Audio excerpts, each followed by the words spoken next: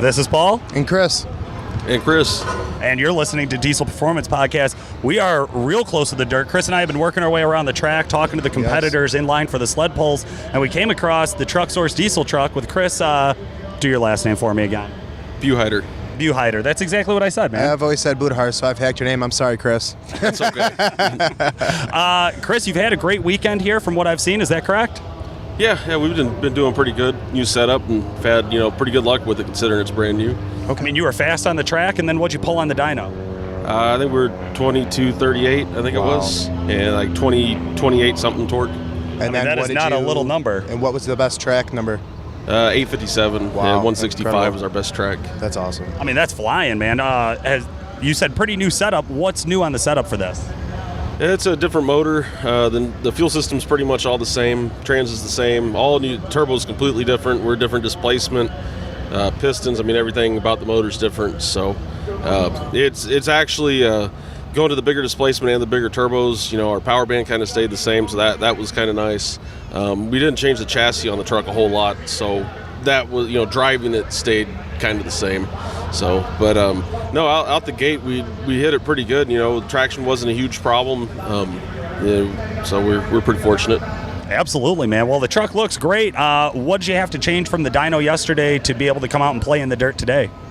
We took the Sterling 10.5 out that we do everything else with. We put an AAM 11.5 in the back. It's got some shafts and a spool in it.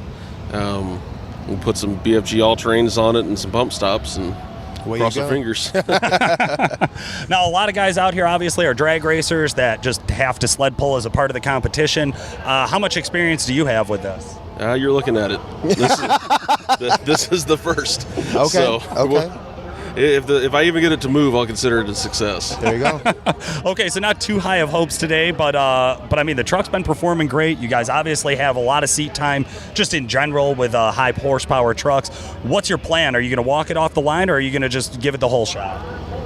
This truck's never been a fan of leaving as hard as it can, so I'm sure with sled pulling it's not going to be any different. Okay. So it's kind of ease into it and feels like it's rolling, then we'll stab it and hold on, I guess. I love it, man. You going to spray today? We'll see how it feels. I might save it for the second one. It's easier for me to get to because it's on the steering wheel and the tune's on the switch across the truck. So if I do want more power, I guess I might, but we'll see how it goes. Yeah, I know last year you were kicking around with the Wade Minter camp, helping those guys out, which I thought was really cool. And then this year you got your truck in the competition. Was it just so cool last year you felt like you had to get in and play with it yourself? Yeah, we had a good time last year. It was the first time that we had ever done anything, and sled pulling, that was the same way last year. It was the first time that Wade had ever. Well, I think it pulled once years ago. Right. And we had a good time, and they said, "Hey, do you want to bring your truck too?" And I thought it'd be a pretty cool challenge for our team, to try to get two trucks ready. And it's been a lot of work. We've had our ups and downs, but it's been fun. Now there's light at the end of the tunnel. Day 3. Once we wrap this up, you head back to Texas and go back to what's left of a normal work week, right?